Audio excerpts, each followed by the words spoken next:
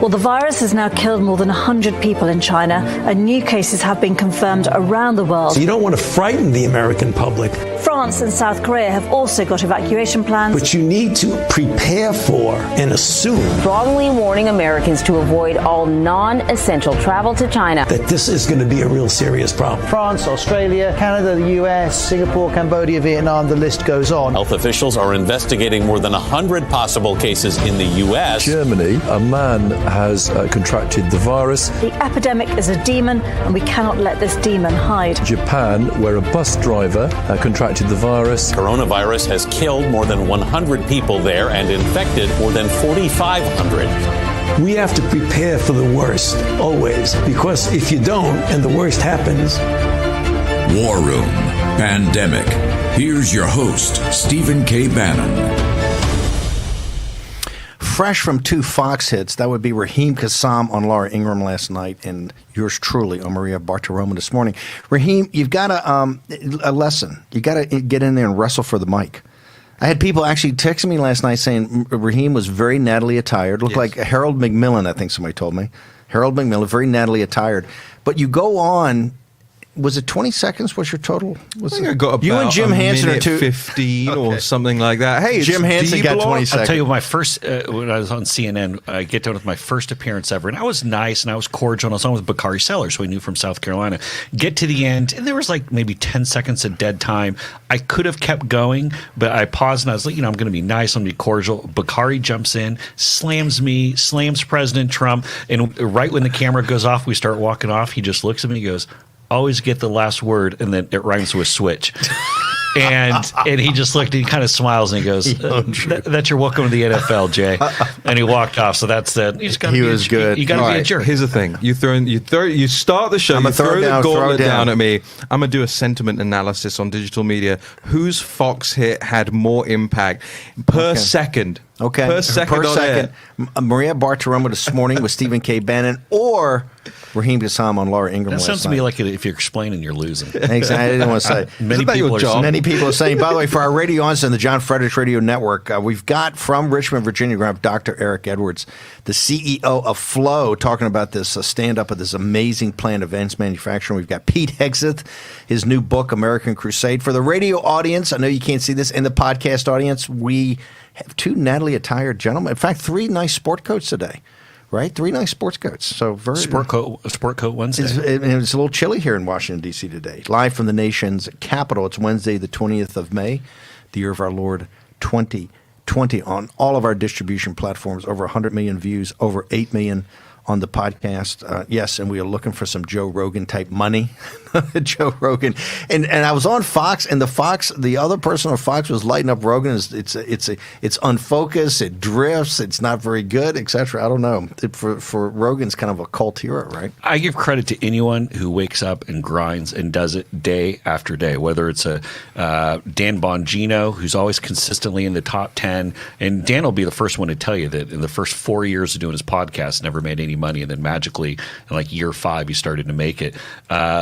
Even going into the guys, whether it be like Barstool or Joe Rogan or look, New York Times, Mike Barbaro, that guy grinds every day. Every day. The Barstool, the guy said the other day when he says, "Hey, I've been doing this for 23 years, right? It's grinding." And this is one thing I say about Matt Drudge: love him or hate him. Drudge has been at work 7 days a week for 25 years. When Andrew used to do the site, it was like 12 on, 12 off, but I mean, it was 7 days a week with 2 guys. That's the people. If you grind and you have grit, this is how we're going to get through this entire pandemic. Okay, we've got a very big show today. Got a lot to get to, but and particularly the fact that we like that we're driving the conversation, particularly in the mainstream media. Jack Maxey is going to have a personal tete-a-tete here with the Rachel Maddow producers. We don't think he still quite got the story right. This is about Lance. We're going to get in a minute. But more breaking news, you were the guy that discovered the University of Washington because you're a Seattle boy and you were reading the local papers. We were getting ready at the very early stages of this pandemic. Seattle was one of the initial hotspots. It came up that the University of Washington had this epidemiologist group that did these models, and the local Seattle station had it, and the Seattle Times had it, and you brought it up to everybody's attention. next thing you know, everybody's talking about it. They've kind of come the bellwether. As we argue, we would like to see Dr. Fauci and Dr. Birx's in the CDC's own model. That they're lighting up poor Kevin Hassett. He's an econometrics guy. Rachel Maddow the other day was beating on Hassett about his model. But this one is the one they go off of. There's been a change to that, but I haven't seen that. I haven't seen mainstream media pushing this nonstop. Yeah, and you're not going to. So this is the IHME at the University of Washington, Dr. Chris Murray, who's out there quite a bit. Here's the big explosive thing, and I go through and read their website every single day. Their projections going out to August 4th. Going out to August 4th.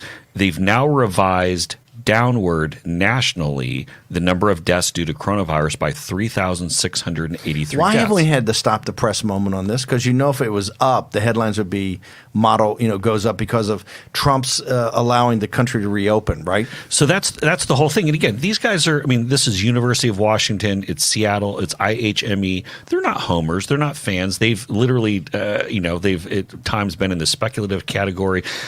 This is a 1 week revision. So they'd come out with their numbers on May 12th, where they said overall there'd be 147,000 deaths in the U.S. Now, a week later, they're saying it'll be 143. But I want to go a couple of state by state breakdown, because this is where it goes head to head with you would say the hair on fire approach that we see from Rachel Maddow and some of the lefties. And you have said, and I reiterate today, but you said I think you were the first guy to come up with it, that the whole country wants to be open, and the governor's going to be in charge rapidly, smartly, and safely. Right? Everybody's in back of that. Whatever the political party is, whatever your thing, but we've got to get open. Mnuchin says yes, you're going to have permanent damage. So let's go into the details of what the model says. Yeah. So let's go into where they're having significant downward revisions. So they have New York revising down by 2,000 deaths on the projections, Jersey down by 600, Pennsylvania down by 3,000, Massachusetts down by about 700. Others that they're revising down would include Missouri by about 1,000, Florida down by 1,100, and the biggest, or one of the biggest, North Carolina down by 1,900. So here's why this matters and why you have to look at the body of numbers and the trends and what's going on to get a sense. Because if you go to the New York Times, where they have here's where cases are going up, which, by the way, they dropped off of one state today. So it's at 9 states where they're saying new cases increasing. Most of the countries where they're roughly the same, although if you take a look at it, like, for example, Hawaii, 631 overall deaths. It's basically flatlined. A bunch of those where cases are mostly the same. It's because they're so small they can't go any lower. And where new cases are decreasing, which is growing and growing. But if you go to where they say they're increasing, there are 9. Texas, North Carolina, as I just mentioned, Minnesota, Arizona, Delaware, Arkansas, North Dakota, Maine, Wyoming. Now, a few of these, again, are so small.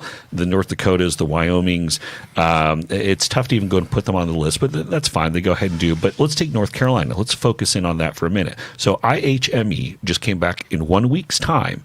They've rounded down the total number of deaths projected by 1,900. New York Times still has them on the upward trajectory. IHME is clearly seeing something from the models. They're saying, whoa, it's not going to be as bad as we thought. This is why you can't look at one model. You can't look at one projection and say this is everything. You've got to look at a body of them, because North Carolina, you could go to the New York Times right now and you could say, North Carolina, you're one of the 9 states that is doing everything wrong just because you're on this list. You're on the bad boys list.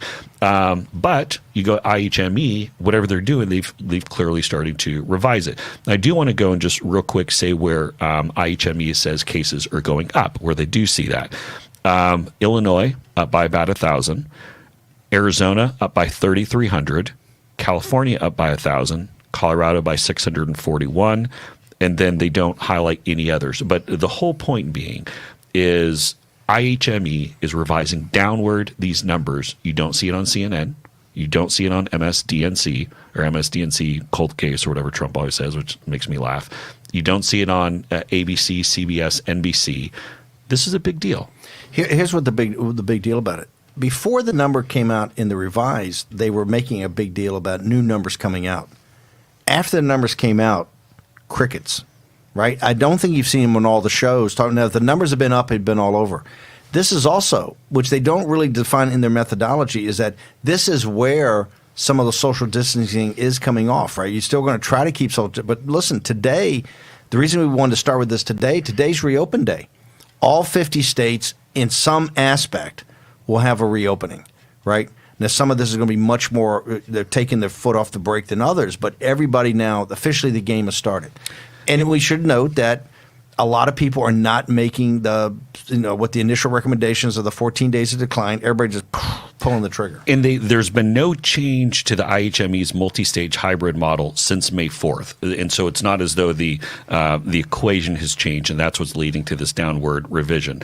And again, now we're not saying the IHME is absolutely the gold standard, that they're infallible or anything of the case. But until somebody else comes out and starts putting out some, it's used as the gold standard. I know they have the averages of averages, but this is one they still continue to put the research people from University of Washington. Now there's 2 or 3 of them that come on the shows all the time, so they're presented. And unless we hear different from Dr. Fauci and from Colonel Ambassador Birx, Dr. Birx, we're not going to, we don't know. This is the one that we still is the default position to.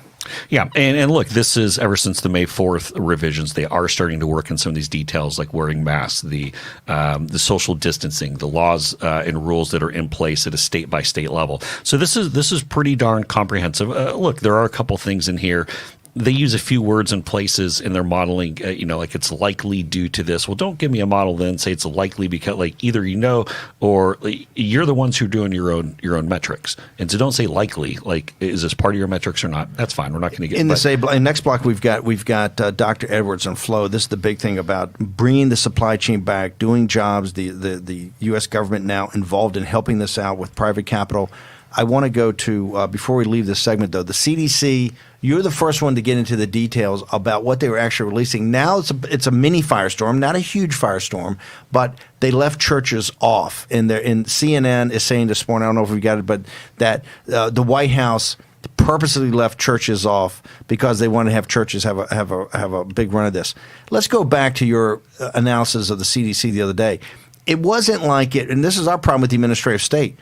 It was kind of a nothing burger, right? I mean, if you look at they had some general common sense. If this is what we're waiting for from the great CDC, the 19 pages that were released didn't actually – if this is what CNN is now saying, oh, the White House withheld churches because of all this great guidance and detailed guidance on schools and daycare and jobs, it was none of that. Right? Well, I actually think they withheld churches because of the fear of the First Amendment and them defining what churches can and cannot do. I think that was a sticky area. I think that Bob Barr covered some of these questions last 2 weeks ago.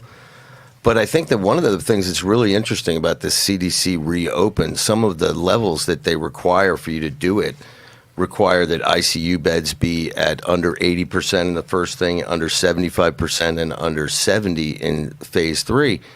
Now, I did a little bit of research on this overnight, and it doesn't make sense when you look at the actual bed usage in general around the country. And I went and looked at a couple of different studies.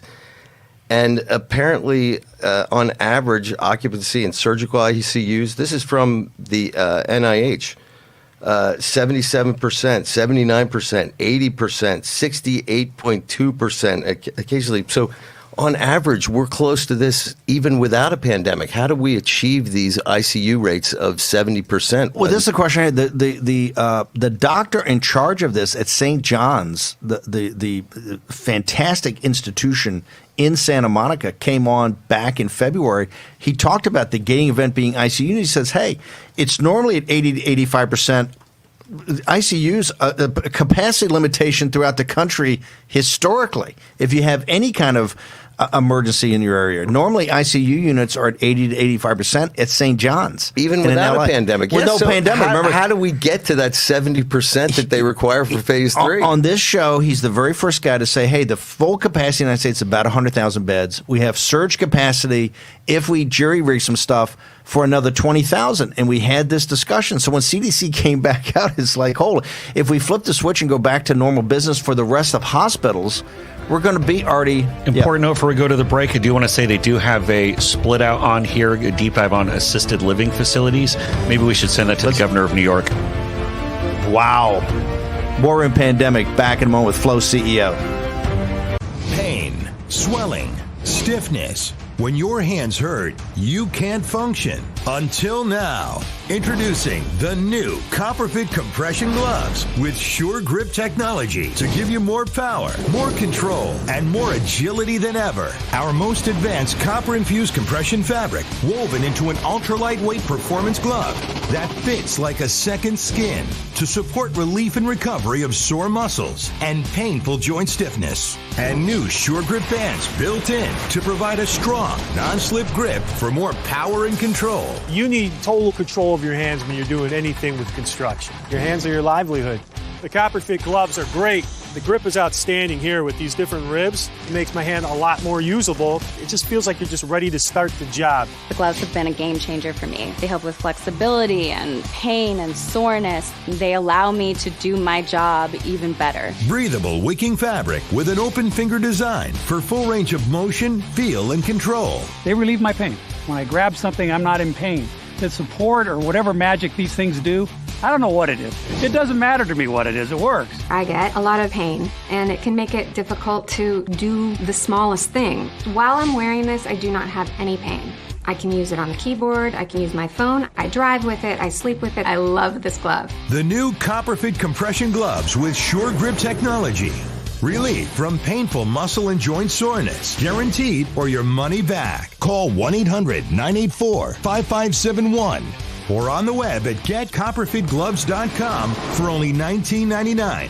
Order right now and your shipping is free. I tried it. I use it. I know it works. Copperfit gloves definitely just make my life better. I've used Copperfit before. This has helped my hands so much. These things work. Feel better with copper-infused compression. Ask for it by name. Copperfit compression gloves. I sent your new prescription to the pharmacy. Any idea how much it will cost? You have a choice. Insurance or GoodRx? I have insurance. Insurance is not what it used to be. People struggle to get their prescriptions covered, and prices keep rising.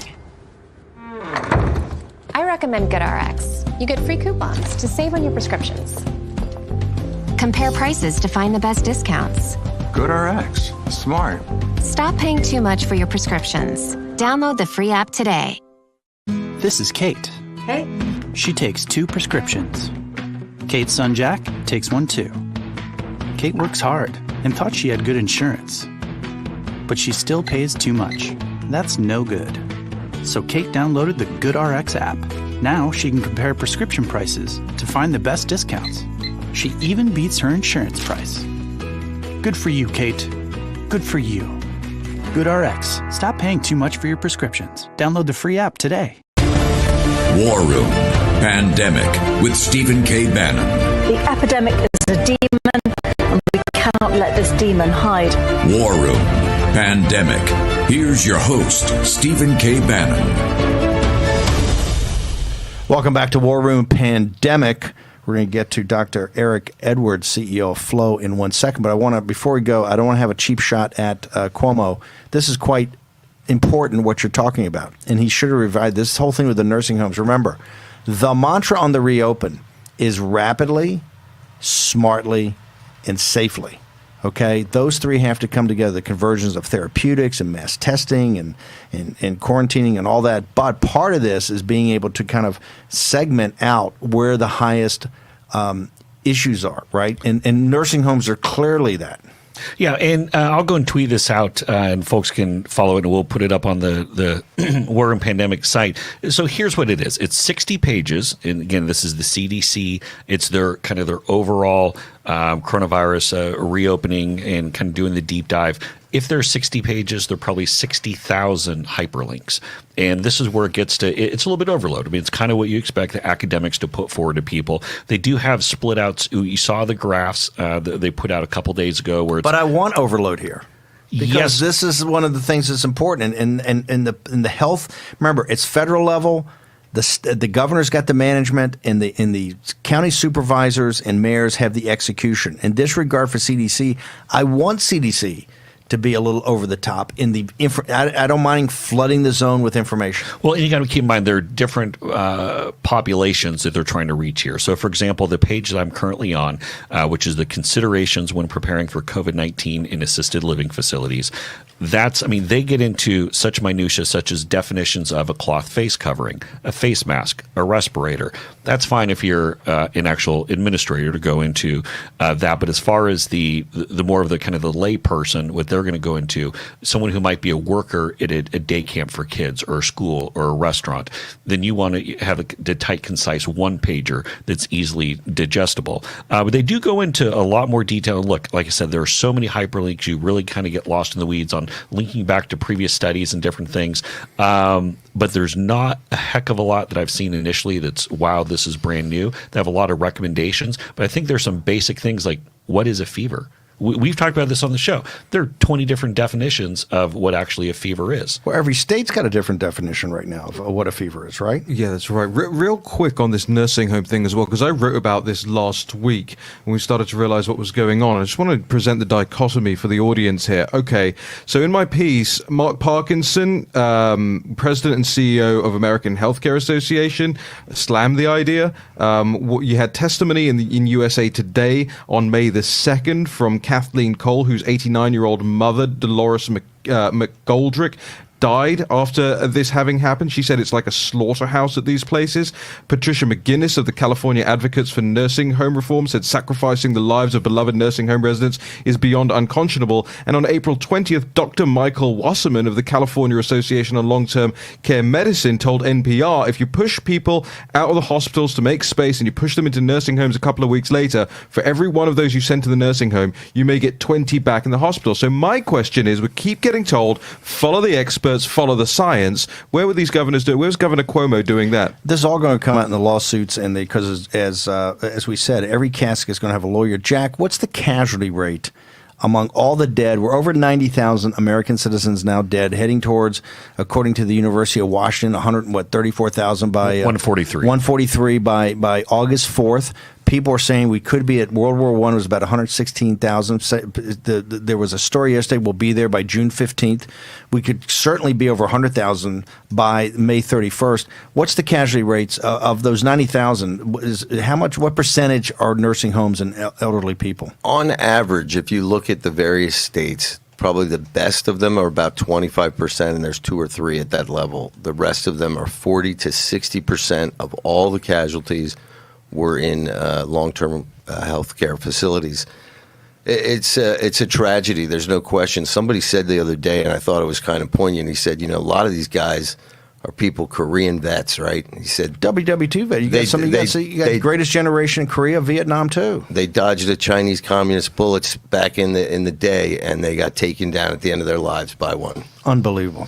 And to call it slaughterhouses. I mean, this is why this thing's got to be promulgated, and people are going to be held accountable for this. Okay, let's go now to solutions. Part of the solution here is bringing the supply chain back. Part of the solution is bringing the medical supply chain back. The other is American jobs for American citizens. And it's action, action, action. Dr. Eric Edwards is someone who knows how to take action. He's the CEO of Flow. They're opening up a new facility that's with Peter Navarro and Dr. Rosemary Gibson. All these people have been assisting this. Dr. Edwards, tell us exactly what's going on. It's a 3-part process that you're doing, advanced manufacturing. Describe what you're doing, how many people are going to be hired, and when can we start making drugs here in the United States of America? Well, thank you so much, Steve, and for having me on your show. We are super excited to finally have this contract in partnership with the federal government, with the administration, who has been behind this effort, and HHS, BARDA, all of them have been supporting this initiative. Flow Corporation's mission is to provide high-quality, low-cost generic pharmaceuticals and their ingredients through state-of-the-art U.S.-based advanced manufacturing. We started working on this over a year ago. We began planning for this model because we saw all the trade disputes occurring with China. We knew that our supply chain was already at risk. It's been that way for years. There are over 200 drugs on the FDA drug shortage list. So we saw these drugs in shortage long before COVID-19. And then when COVID-19 hit, we said we need to get working immediately, bring domestic drug manufacturing back to America. So we've assembled a world-class team with a world-class vision and world-class partners who are all committed to that objective, and we're already delivering today. With our partnership with Civica RX, we've already delivered 1.6 million doses of critical medicines for hospitalized COVID-19 patients to the Strategic National Stockpile. These are medicines, Steve, the drugs to get patients on the ventilators, medicines for blood pressure, certain key antibiotics. But as you well know, it's estimated that over 80% of our active pharmaceutical ingredients are manufactured abroad, primarily in India and China. And we really need to secure our future as a matter of national public health security and have these critical medicines and their ingredients all the way back to precursor chemicals made here at home. And that's what Flow is executing on, and we're working immediately. Okay, I just want to make sure. You're doing the precursors, the API, and the generic drug, all three stages, correct? So what this federal government contract is enabling us to do is taking two major approaches. The first approach is rapid surge response. So while we're building this critical infrastructure and bringing it back home, that's been lost over 2 decades here, we're immediately partnering with domestic U.S.-based manufacturers to begin making those precursor chemical ingredients. And unfortunately, there aren't many left, but we are engaging with them to get it done. We're partnering with a company called Ampac Fine Chemicals, who has multiple API manufacturing facilities. They were making branded drugs. We said, we want to reserve your capacity. We need you to start making generic drugs. So they're a partner with us as well. And then we're working with Civica, the largest nonprofit pharmaceutical company, to make and convert that API into finished dosage forms. And they're already leveraging their current contract manufacturing network to do that right now, turning on manufacturing campaigns. And then the second part is actually build the infrastructure. We're talking multiple factories. We're building it in Virginia, and we're going to create up to 350 jobs right here. Talk to us about this strategic national stockpile. People understand the petroleum reserve stock, the petroleum reserve strategic that we fill up in case something happens. They're just finding out now about, hey, we're supposed to have things for ventilators, but I don't think anybody knew we had something for drugs. Describe what that is. Sure. Yes. So right now, your viewers have been hearing a lot about the Strategic National Stockpile, or SNS. That has been established for years. What we at Flow envisioned and is now being supported by the federal government is let's create what we call our Strategic Active Pharmaceutical Ingredient Reserve, or the SAPR. It's modeled after the Strategic Petroleum Reserve. We were telling the federal government, listen, let's not focus on all these finished dosage forms such as sterile injectables, vials and syringes that often are expensive to manufacture, and then they have short shelf lives, some 24 months, even 12 months. Why not instead secure our most essential medicines and their key ingredients, including precursor chemicals and key starting materials, get them in a secure warehouse or warehouses that are geographically dispersed, and Flow's creating that first one. And we already have a temporary SAPR as well that we're filling up as fast as possible. But let's secure the ingredients that oftentimes have over 5 years of a shelf life. And then in case of a supply disruption, trade dispute, natural disaster, or COVID-19 or future public health threat, then we can pull that ingredient that is at risk of vulnerable supply disruptions or exacerbated shortage, convert it to a finished dosage form with our partners such as Civica RX, and then get it into the Strategic National Stockpile for distribution to hospital systems and for use by patients. That's what we're going to be doing as well. Dr. Edwards, we've got about 30 seconds. Can this be replicated? You're doing it in Richmond. Can this be replicated throughout the country? Yes, Steve, it's our hope that this is going to serve as a model to inspire others to bring back manufacturing in the United States. There's a lot of work to be done. Flow cannot be the solution here. Flow needs to be the beginning of a broader plan and a solution on behalf of the United States. We're proud that the Trump administration, HHS, BARDA, and both sides of the aisle actually have called attention to this issue, this national security threat. And our hope is that other companies continue to work in private public partnerships to do the exact same thing for some of our other key essential medicines, and including our antibiotic production, for which hardly any of our penicillins are made in America. So it's just a start, and we're excited to be a part of it. Do you have a Twitter handle, and how can people follow this on a daily basis? Yeah, it's at Flow, PHLOW, USA is our Twitter handle, and we're going to put our heads down and get back to work and start making these medicines, and there'll be more news to follow. But thank you so much for the continued work and your realization that this supply chain and this industrial base must be secured. Thank you, Dr. Edwards. We're going to return in a moment with War Room Pandemic. The hottest new razor is taking the men's grooming world by storm. And if you don't have it, you need it. MicroTouch Solo, the hyper-advanced full-body razor that trims, shapes, edges, and even shaves with micro-precision. And it's totally safe to the touch. Go solo for full-body control with one tool. No nicks, bumps, or ingrown hairs. Edge beards and goatees with one touch. Clean your neck, barber shop perfect. And check this out. Snap on the guide to tame growth and perfectly shape your full beard. And keep new growth stubble trimmed exactly to your style. And look, the Solo Full Body Groomer trims precisely the length of hair you want. Snap off the guide and remove unwanted hair anywhere in seconds. What makes Solo different than your ordinary razor? Dual-sided German stainless steel blade. Shave up or down at 200 microstrokes per second. The Ultra Flex pivoting head contours perfectly to you for precise results. 3 custom grooming guides for control of exact length and shape. And a built-in LED light so you never miss a spot. Solo is so precise, you need no creams, no soaps, and no water. Ditch the old man clippers and toss the scissors. You've got to go solo. Call 1-800-709-9777 or go online at microtouchsolo.com and get yours now for only $19.99. Complete with German stainless steel blade, pivoting head, built-in spotlight, and 3 custom grooming guides.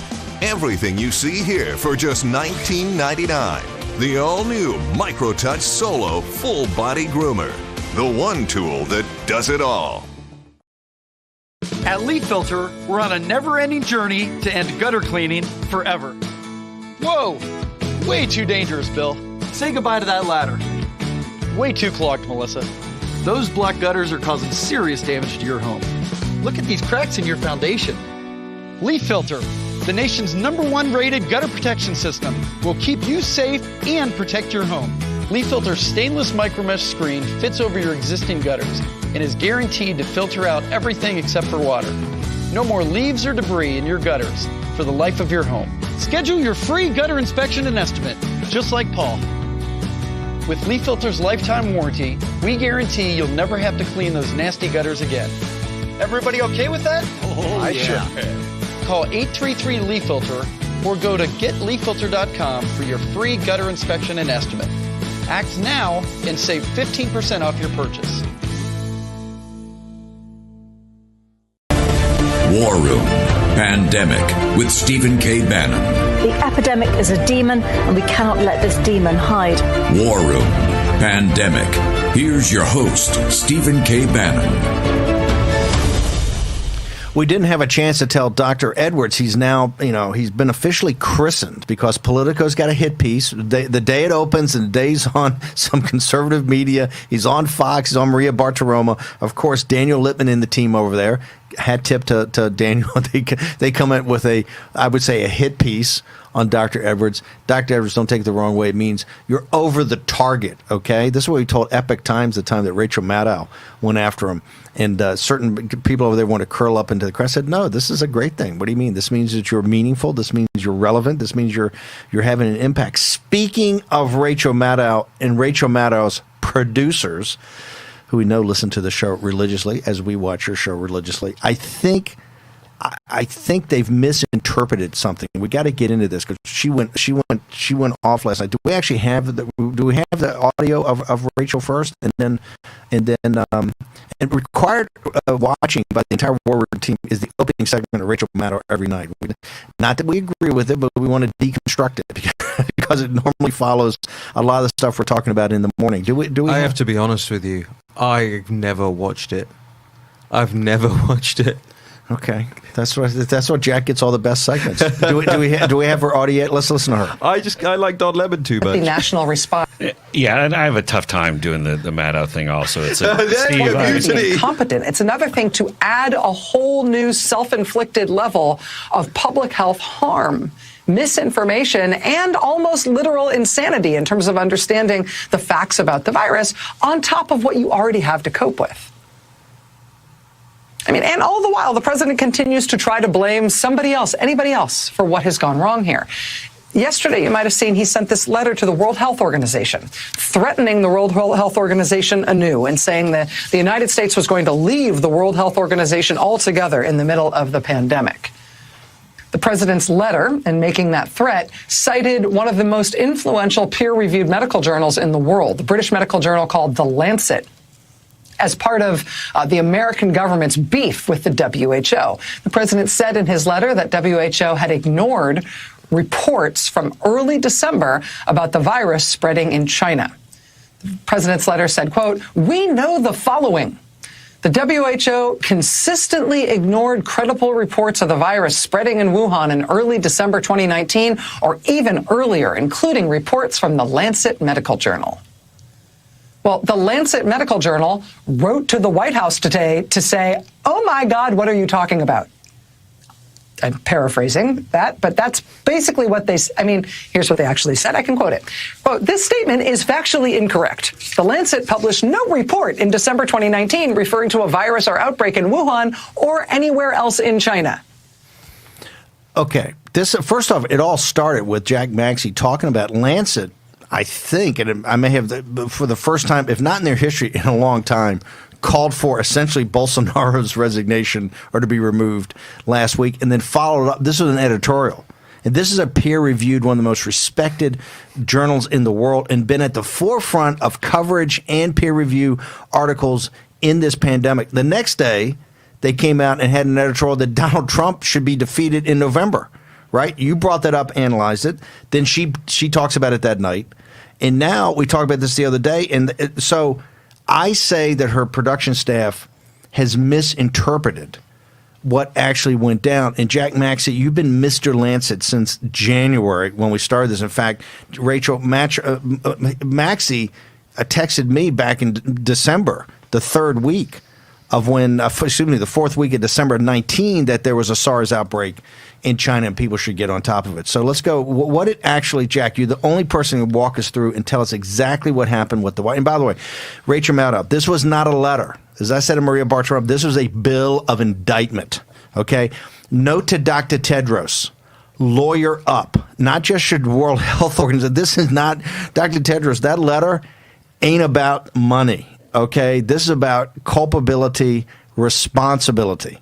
Because people are going to come look for answers, and they're going to hold people accountable, and you're dirty, okay? So you can do all the stuff you want to do with your Swiss bank accounts and all the money you got tucked in other places and all this, but hey, trust me, on that letter was a tightly argued legal document, okay? That was a bill of indictment. That one, hey, we're thinking about maybe holding some money back. No. This came for you. Let's go to the Lancet piece and why I think Rachel Maddow's staff did not actually get into the details here. Well, here's a Lancet piece from January 24th, 2020. It's called Clinical Features of Patients Infected with 2019 Novel Coronavirus in Wuhan, China.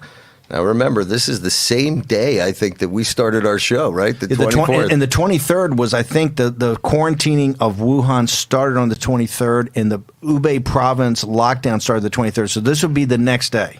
So this is published on the 24th, and it says the findings. By January 2nd, 2020, 41 admitted hospital patients had been identified as having laboratory-confirmed 2019 COVID infections. Okay, and then it goes into the statistics about who and the ages and everything like that. But 2 January. But let's remember, yes. 2 January would mean December. If there were 40 people with laboratory-tested infections, that means there were multiples of people who were infected who hadn't been tested yet, and those people who were tested were positive in December. The Republic of China, the Free Republic of China, notified the World Health Organization on December 31st of 2019, you have we believe there's a SARS breakout with human-to-human transmission and community spread, okay, on the 31st Rachel Maddow's staff. Now, Mr. Raheem Kassam, you have your own analysis of this. Yeah, I think this comes down to semantics. This is the kind of thing an editor looks for in copy, where it doesn't actually say what you think it says, or it's open to interpretation. And that's why Rachel Maddow and your stuff, you get a red card because I think you know that, you should know that, and you're willfully choosing the interpretation that doesn't represent that. But also, I'd say, and I love this letter, I love this letter, but whoever drafted this line gets a yellow card because it's not as tightly worded as it could be. Let's review the clip, the section of this thing that is in dispute. Quote, the WHO consistently ignored credible reports of the virus spreading in Wuhan in early December 2019, or even earlier, according to reports from the Lancet Medical Journal. The way Maddow's team is interpreting that is they think that the White House is referring to articles in the Lancet Medical Journal in early December 2019. The White House is saying, no, the Lancet reported about things that had to have happened in early December 2019 in their January 2nd articles. That's what's going on here. Here's where I also think the phoniness of the Rachel Maddow part, besides, is that the overwhelming, if you go through this letter, I believe it's almost 4 pages long, this bill of indictment, it goes back and very much tracks through what World Health Organization. I don't remember in Rachel Maddow's segment her talking about the 12th January press release, her talking about the 14 January tweet, her talking about Tedros's obviously kowtowing and involvement and trips and all this, and the World Health Organization being accomplice before the fact, right? Because remember, what the CCP did is they knew they had a problem. They were preparing to shut down Lunar New Year. They were also preparing at the same time as they shut down Lunar New Year so they wouldn't spread it throughout China more. We're allowing it to go overseas with the innocent Chinese taking it everywhere. And at the same time, planning on sweeping up PPE, personal protective equipment, which is the key to both testing and the key to both the ICU unit doctors, the first across the beach at Normandy in this war against this virus, willingly and consciously making all of those decisions from being a net importer to a net exporter to an importer. They went to Europe, Brazil, the United States, and Australia and swept it all up.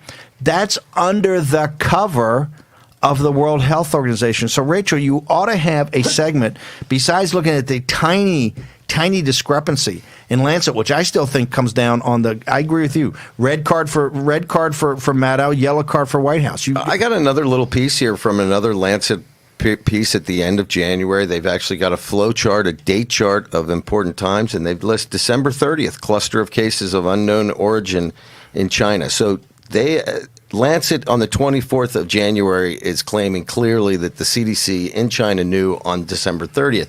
Now, what I find very interesting, and I didn't put this together, remember we normally name viruses for a geographic location near where they are. Ebola virus, Marburg virus, and people just accept that that's the naming regime. Well, apparently it was January 12th that the World Health Organization came out with the new name COVID-19, which I know was done in cooperation with the Communist Chinese government because they did not want to have a traditional name, which would have been SARS novel coronavirus -2 or Wuhan, or the Wuhan virus or Yangtze fever or something. So this shows to me also the same kind of coordination. The close coordination. Remember? The 12th, they said no transmission. Here's my problem with the mainstream media, and this is why we're so proud of the show. You sit there and harp on every night. You're evidence-based, you're science-based, you're data-based. You're none of that. We want to see it. Bring it. Okay? This is another example of where you're spinning something for political purposes. Okay? And here you're just dead wrong. That letter what you ought to do is let's do the Rachel Maddow segment on the World Health Organization, Dr. Tedros. I have to jump in on this. You're absolutely right. You know, Chris Cuomo is not asking Andrew Cuomo about the nursing homes. And every single thing that we've seen since we started this show, and of course this goes way beyond, the start of war and impeachment. But what have we noted? Projection by the other side onto the President of the United States, onto the White House. Look at CNN's headline on their website right now as we speak. It is, quote, CDC sources, White House puts politics ahead of science. But who is putting politics ahead of science here? It's Rachel Maddow. And if Rachel Maddow had a scintilla of editorial and journalistic integrity, she would get up there this evening and she would say, you know what? There are two interpretations to this letter, and I think I should explain to the audience why we've opted to take this one, and if we've got it wrong, then I apologize. But she won't do that. Here's something else I think that we have to understand. We've been led by science this whole time, and we are led to believe that science is this objective kind of body of knowledge with no impact anywhere else. Listen, Lancet, the most respected medical journal, is writing editorials asking for the removal of national leaders. Don't think that science is not political. If anything, this has shown us how politicized science has become. And you're going to see, look, there's studies right now on hydroxychloroquine and zinc that are being done all over. As we say, look, we're for any therapeutic that can be backed up that works. You're going to see these things come out, and now then they're going to have another meltdown because they're all over the beatdown of this because Trump has supported it, right? So this takes up, hours and hours of airtime instead of getting back into the important thing. Remember, rapidly, smartly, and safely. Everybody, regardless of their political affiliation or the ideology, wants to open up the country. Look at the progressives in California. You can't go to the beach; they're not happy. This weekend, if there's a beautiful Memorial Day weekend in New York, and De Blasio has blocked off the water. Okay, it's not just Pete Hegseth and the American Crusaders are going to be out there. You're going to have a bunch of people that from the political left that want to go into the water on Memorial Day. Okay, this is why we got to get back to the data. We got to get back to the science. The CDC thing is a perfect example. The 19 pages is kind of this general, I don't want to say mumbo jumbo, but I think you did a very good thing of going through and says, this is that big a deal. The churches are not in there. And so now, I don't want to say the deep state, but some apparatchik. We're going to do a much deeper dive tomorrow, specifics such as restaurants being told that they should check their employees' temperatures daily. We're going to go into that level of detail tomorrow. War and pandemic. Be back in a second. Tired of struggling with regular mirrors that don't adjust so you can't get close enough? Need both hands but you don't have a stand? Can't move in the right direction to see your own reflection?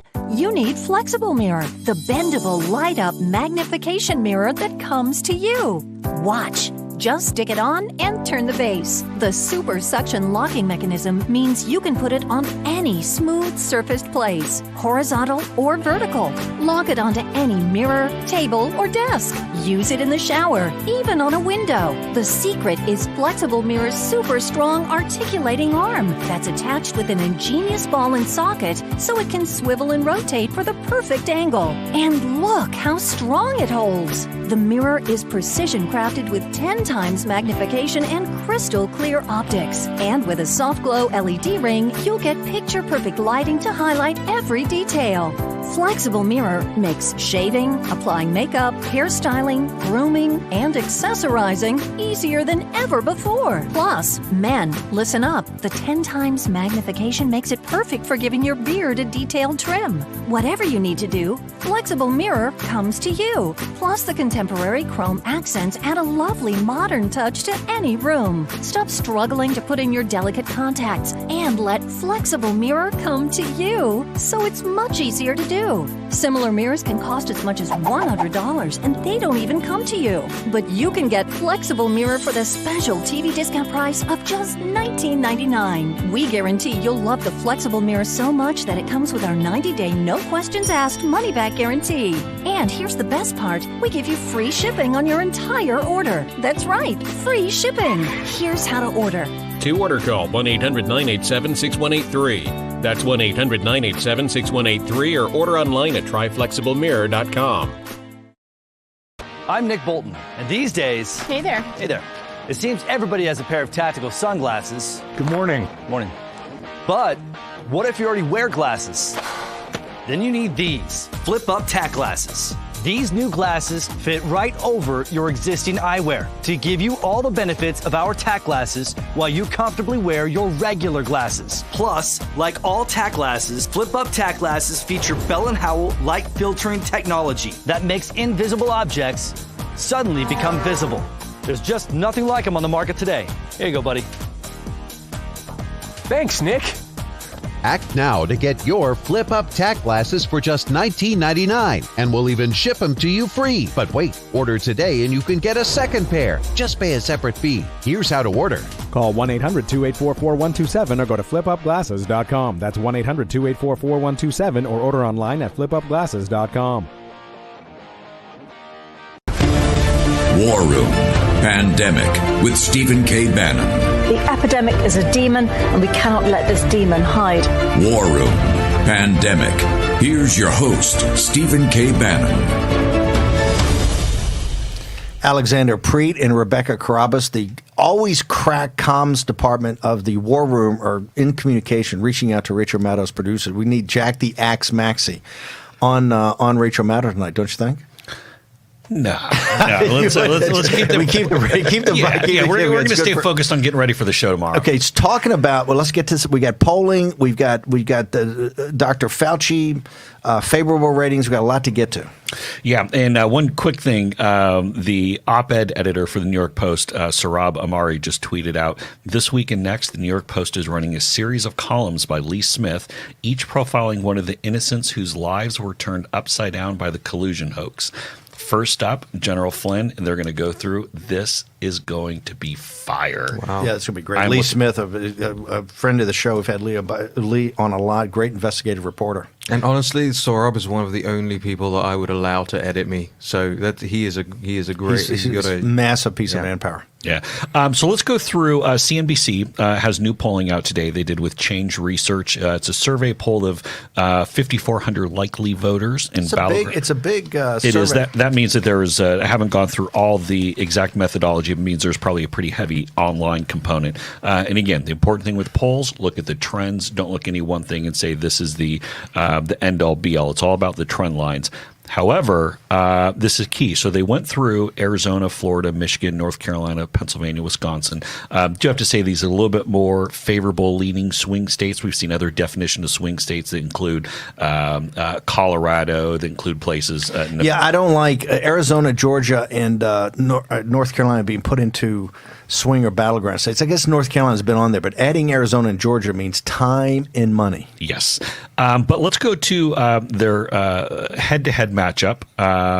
Trump in these swing states holding a narrow 48-46 lead over Joe Biden. It's big. And among independents, Trump holds a 41-32 lead.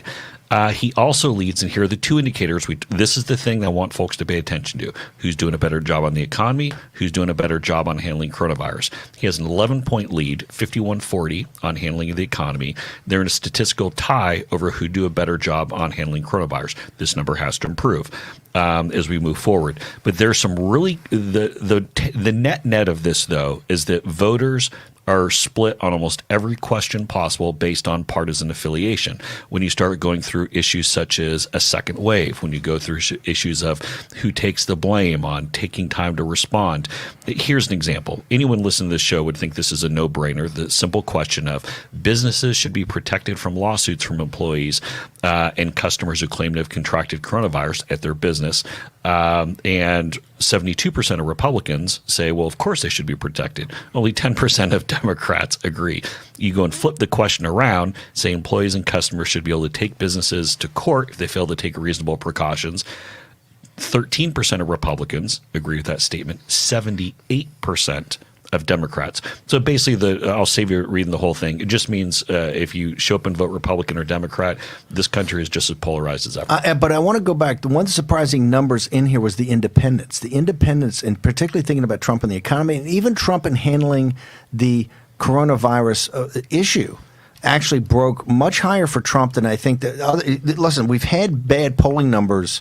That's where that Senate lunch the other day, President Trump went up there to say, hey, guys, we got to pull together. Because there are some bad numbers coming out of a place like Arizona, which had McSally down by 13 and had the president, I think, down 6. There's been some bad. This is the best set of numbers I've seen in battleground and swing states in quite a while. And the most powerful number, to me, was the independents are actually giving President Trump a opening to make the case. Well, I thought one item that was in here, sorry to interrupt, Jason, was that 66% of Republicans agree with the president that we have to reopen the economy.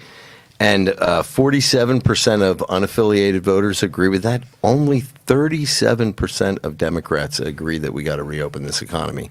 And then a plurality of Democrats said that they'd like to see a $2,000 a month payment for everybody earning under $120,000, even if the economy starts opening up. You know, they want that money no matter what. UBI is now in the conversation. So the snarky right-wing radio response to that is, of course, because Democrats don't work.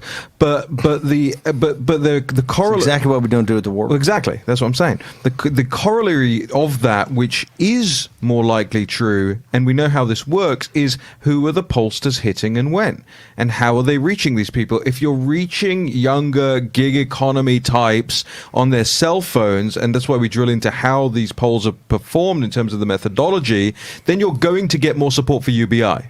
That's just how it is. But do you want to... Before we go to Fauci, Jack brought up a point. I took the other thing. I was actually surprised that the number for the Republicans was that low. It was 2/3, 1/3 about opening up the economy. Now, maybe the way that the thing is presented. Here, Jason came up with this construct, as he often does, a couple of weeks ago.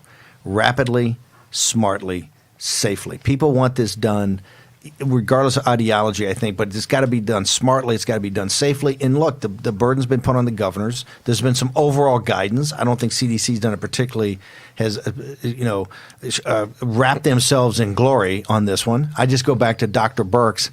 I'm with Dr. Birx. I don't believe anything. I don't believe anything I hear to CDC. I think there's got to be some changes. I'm all for Birx as head of CDC. And bring Gottlieb in. Bring Gottlieb in to head HHS. I've talked to Hatfield about it many times, and really what he thinks should happen, and I agree with him, is this idea of collapsing NIH and CDC out to the great academic institutions around the country, have a rotating board of directors, have constant communication, and let these universities pick up the slack, because we're giving billions of dollars to a group down in Atlanta who didn't do their job. And it could be a very good point to debate. But that shows why Dr. Hatfield is one of the smartest people on microbiology and virology and epidemiology and everything where you need to be in a room with no windows being smart. That is the single worst piece of PR advice that I have heard in 184 episodes of the show. Let's dissolve it. And now, he might be right, but I'm saying purely from the PR aspect. And maybe not doing it. Let's go talking PR expert, Dr. Fauci. Yeah, so Rasmussen has new polling out saying the Americans give Dr. Fauci higher marks for his performance, but disagree with his go slow approach. But you might be shocked at just how high of marks they give him. 68% of Americans polled have a favorable opinion of Dr. Fauci. Great job, Jack. So 68% hold it. That's basically Trump base minus a couple. No, but we're losing some of the base guys. The base is 35%. No, the buried lead is now up to like a 32% unfavor. So you're missing that. But here's the thing: people do disagree with the go slow. 49% by huge lead. Americans want to get open as fast as possible. Only 36% are down in the go slow. Pete Hegg says the American Crusade is next on War and Pandemic. Everyone loves the benefits of compression socks, but they're just so hard to get on. Until now, introducing the all-new Copperfit Energy Socks, redesigned for the first ever easy on, easy off fit to help reduce swelling, relieve tired, achy muscles, and provide energizing support. A new blend of stretch fabric for the most comfortable, easy on, easy off compression fit. Being a SWAT commander, we train to win. The Copperfit Energy Socks, they didn't feel like other compression socks. It totally exceeded my expectations. Our most powerful copper-infused fabric, woven into our easy on, easy off compression sock to help reduce